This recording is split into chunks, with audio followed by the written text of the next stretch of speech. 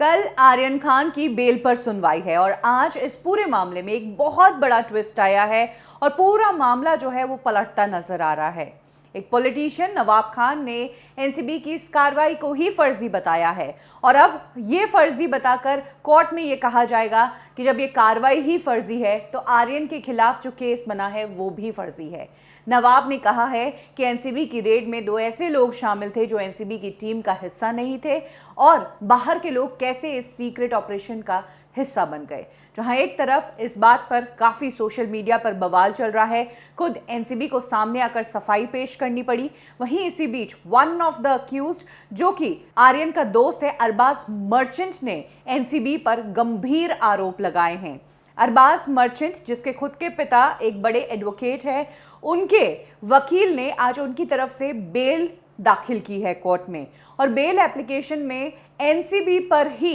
गंभीर आरोप लगाते हुए कहा है कि हमारे पास ड्रग्स नहीं थे, एनसीबी की टीम ने इन ड्रग्स को प्लांट किया हमें फंसाने के लिए। अगर आपको सच्चाई जाननी है तो ग्रीन गेट इंटरनेशनल टर्मिनल का जो है वहां की 2 अक्टूबर की सीसीटीवी फुटेज मंगवा कर देख लो, आपको समझ आ जाएगा कि एनसीबी ने कैसे गेम खेला है। अरबाज मर्चेंट ने अपनी बेल में एनसीबी के लिए कहा है कि एनसीबी कोर्ट को मिसलीड कर रही है, मिसगाइड कर रही है। एनसीबी ने जो बात कही है कि मैं और आर्यन शिप पर बोर्ड करने के इंटेंशन से वहां पहुंचे थे, उसको लेकर मैं ये कहना चाहता हूं कि शिप पर बोर्ड करने के लिए बोर्डिंग पास की जरूरत होती है। Classic guest MV empress card जिसे कहा जाता है, उसके बिना कोई भी शिप पर बोर्ड नहीं कर सकता और मेरे और आर्यन के पास तो ये कार्ड था ही नहीं और ना ही एनसीबी को तलाशी के दौरान हमारे पास से वो कार्ड मिला। इसके अलावा एनसीबी का जो कहना है कि हमारे पास से ड्रग्स मिले, बिल्कुल ही स्मॉल क्वांटिटी का ड्रग्स था, लेकिन एनसीबी ने